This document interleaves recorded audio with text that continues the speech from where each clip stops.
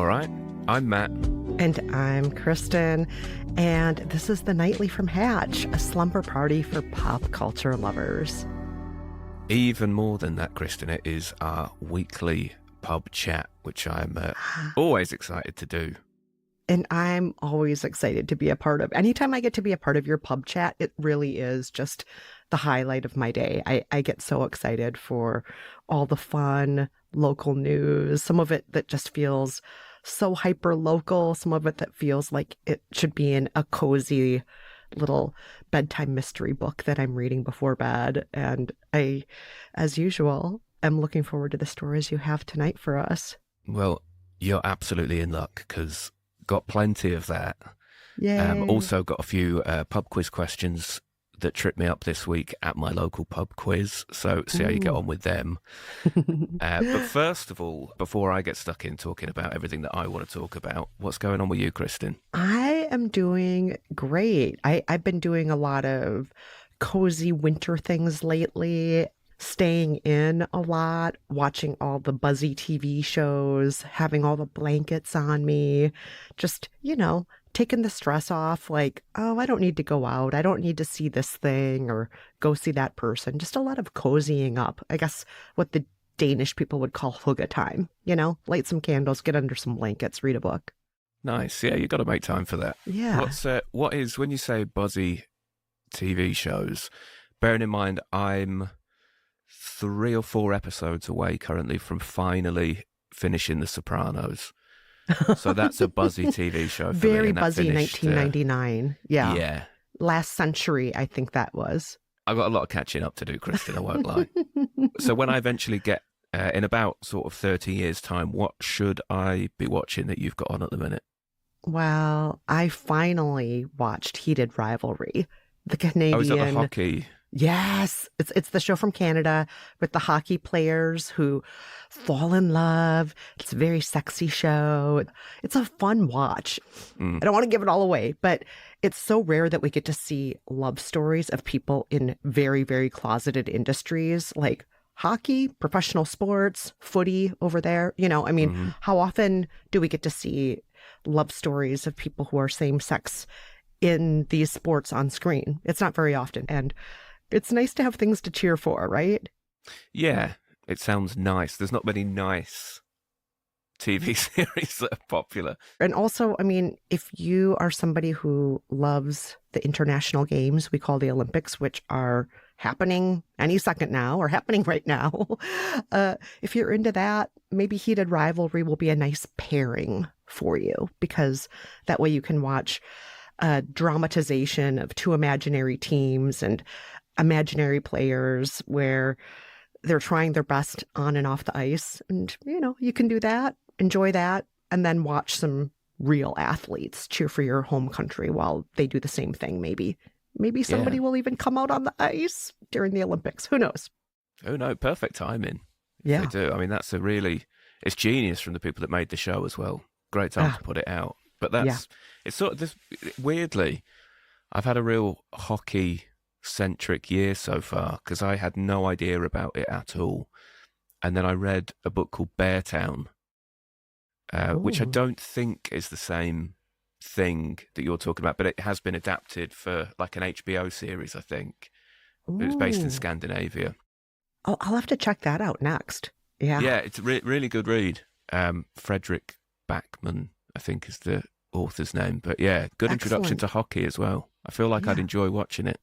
And Scandinavian, so adding to my Hygge delights, my Hygge experiences. Get under the blankets, read Beartown. Yes, exactly. But for now, I'm going to have to get you out of the blankets and get you really on trial here, Kristen, because I wanted to start with a national, borderline international news story this week that's been occupying sort of my head and all the papers over here. Have you seen the fallout of the Brooklyn Beckham stuff? I'm not totally embarrassed to admit that I've possibly spent hours reading about this. Excellent. It's been kind of brewing for a couple of years now, but it really very recently reached a head. It really blew up, didn't it? Because Brooklyn spoke about it. at length on his Instagram stories. Like, we're talking paragraphs and paragraphs of spilling tea. He really went nuclear with it, didn't he? It's a long read. He did, yes. I wasn't entirely convinced either. When you went from story to story, I kept thinking, like, on the next one, there'll be a massive kind of revelation. But a lot of it was just sort of like, oh, she was embarrassing at my wedding. It's like, yeah, at some point, there's always a family member at a wedding who embarrasses you. According to Brooklyn's social media story, his mom was dancing on him in the most uncomfortable, mortifying way. But you don't believe that story would feel weird to you if that was happening? Well, if that is absolutely true, that's mortifying. Yeah. That's how I met Brooklyn Beckham last year. Oh, you did? Yeah. How was that? I say I met him. That's probably a bit grandiose. I was at the urinal next to him. Ooh. So we urinated together, me and Brooklyn Beckham. Oh my God. we sort of said hello. He was very nice, man of few words. But I can't wait for the Instagram stories to come out about that. Oh my gosh.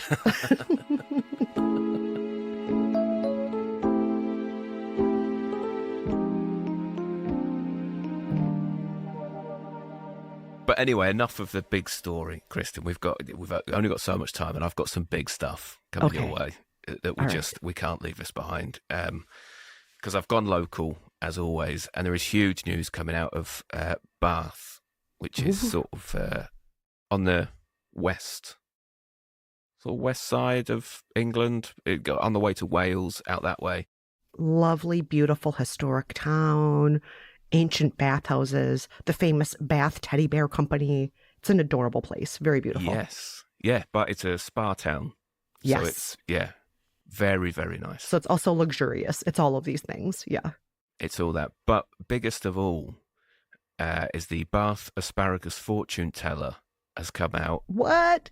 And made her predictions for this year. Oh, hold on. This person predicts what's going to happen with asparagus in the next year? That is correct. Yeah. Don't sound so surprised. What does that mean? Well, this is Jemima Packington, 69, who is known as the world's only Asparamancer. And I'll be honest, she looks exactly how you'd think she'd look. Oh my gosh. So she forecasts the future by hurling asparagus spears. And she's made a couple of predictions, which I would say they're pretty broad, but she accurately predicted the Queen dying, by the way. I mean, is that accurate when somebody's over 90 years old? Yeah, I mean, if you throw enough asparagus at the wall, some of it will stick, won't it? I guess is the... Okay, but continue. So, the clairvoyant is the globe's sole Asparamancer, and insists that she can glimpse tomorrow by launching asparagus spears skyward and deciphering their landing patterns. She has now unveiled her key forecasts for 2026, cautioning of governmental change in the UK, shocking election outcomes in the US, and flooding that will wreak havoc on infrastructure. Okay, I feel like none of these predictions are that different than the Queen, who's in her late 90s, may die. It's kind of vague, isn't it?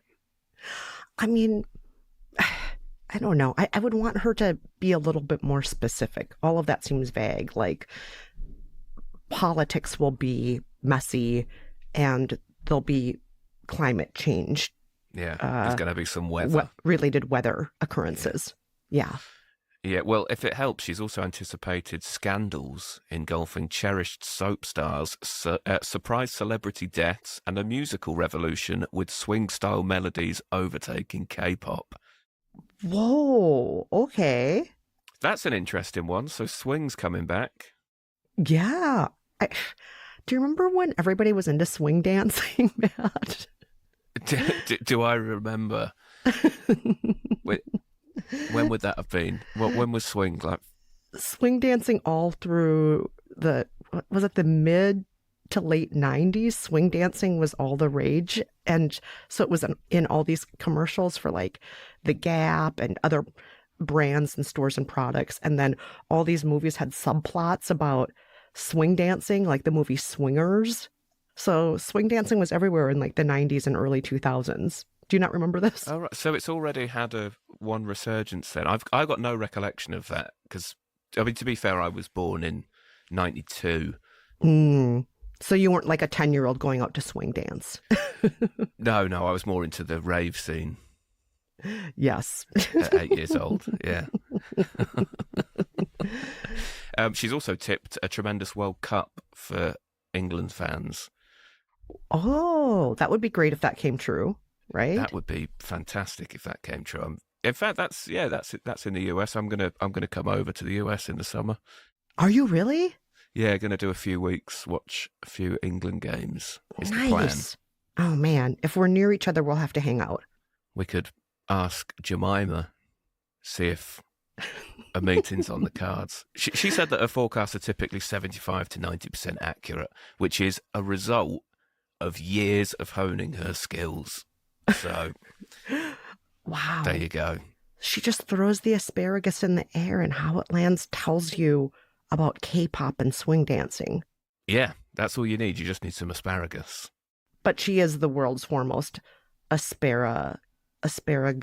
Asparamancer, please have some yes. respect. Yeah. So it's not just like anybody can throw asparagus in the air and get the results she does. No, Kristen, for the last time, it's years of honing her skills. You think anyone could just go out there and throw asparagus in the air? I mean, I want to now. I want to see if I can. Maybe you've got it. You might have the gift and you don't know. If you just go in your fridge, pick out some vegetables and just lob them at the floor. You know, maybe I should just choose a different vegetable so she doesn't feel like I'm trying to steal her thunder also. I could be the world's foremost romaine lettuceancer or something like that. Yeah, I feel like she went with asparagus because the name works really well, doesn't it? Asparamancer. You'd have to come up with a snappier name than that, and I think you'd be hard pressed to do that. I think she has actually nailed it. Yeah, I can't think of another vegetable that sounds so good in that context, unfortunately. We'll work on it. And as always, you know, any listeners, please do get in touch if you've got any vegetable related seeing powers or names. Do get in touch. We'd love to hear from you. Yeah, write to us at thenightly@hatch.co.co. Yeah. Yes, and in the subject line, it should be some sort of Asparamancer related quip, please.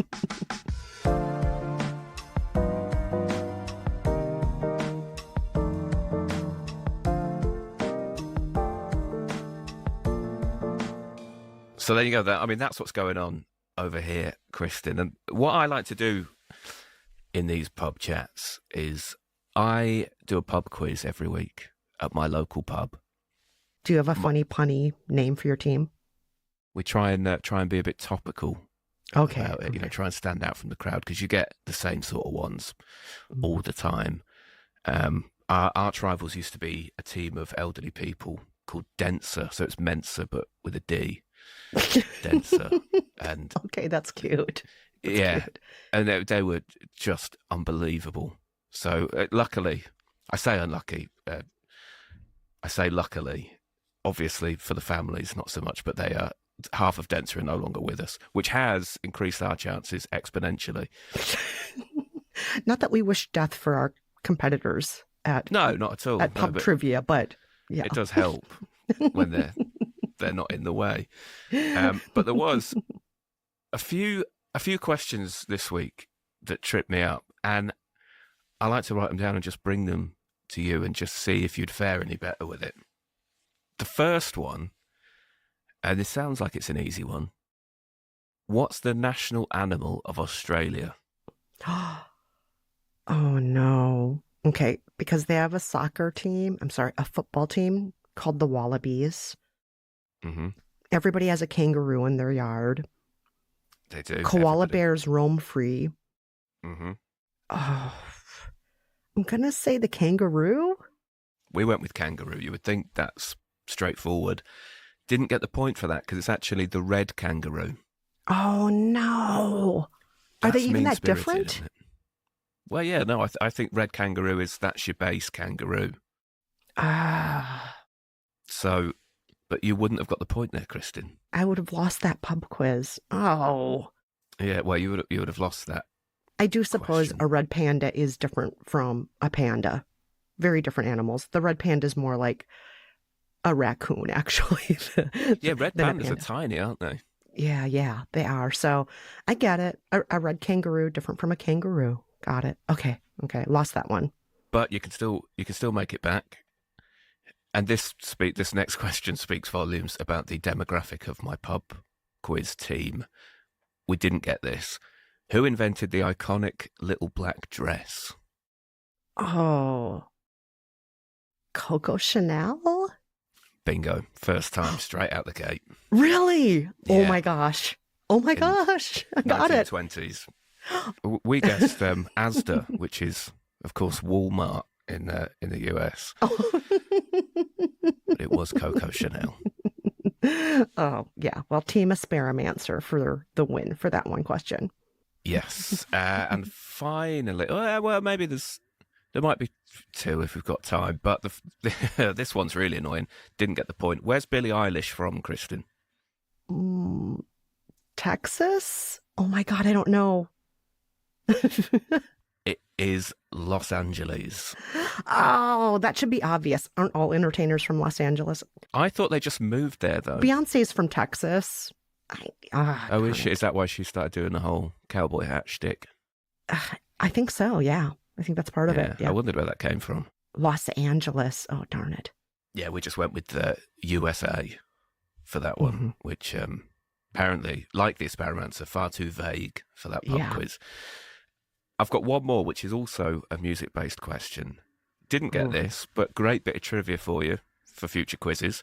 Okay. Which famous American pop band was originally called Cara's Flowers? Zuzu's Petals? No, that's a great band name, though. It sounds like it could be like, oh, let's just tweak this a little bit and we'll call ourselves Zuzu's Petals. But no. What is it? Good guess, but though, yeah, it was Maroon 5. What? Yeah. Those Cara's names Flowers. Don't sound anything alike at all. They really don't. They went in a totally different direction. Okay, so I am not even on the leaderboard. I'm not at the top of the leaderboard. I'm not on the board at all. No, you're going to have to try again to audition for our team. But okay, it was a very good effort. And you still got one right that we didn't, so. Oh, God. I would not do well at your pub. I think I need to go to a pub where the average age of the player is maybe 7, and then maybe I'd do better. Having said that, I know there's very little crossover between me and a 7-year-old. I just started watching Bluey because my cat really likes it. You seen Bluey? No, your cat.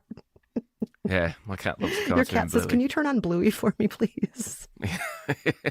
I'm all for it. It's a great watch. Cat's like, I don't have opposable thumbs. I can't work this remote control, but you know what I want to watch. Yeah, exactly. Yeah. I know what she wants on. I'll sort it for her. Oh, my God. Well, Kristen, this has been a lot of fun. I'm getting pretty sleepy, though. I think it's about that time, isn't it? Oh, yeah. This has been so much fun. I'm ready to get back under the covers. And as I drift off to sleep, I will think of vegetables and trivia and make predictions for the future. But maybe I'll share those predictions next time, Matt. Have a good night.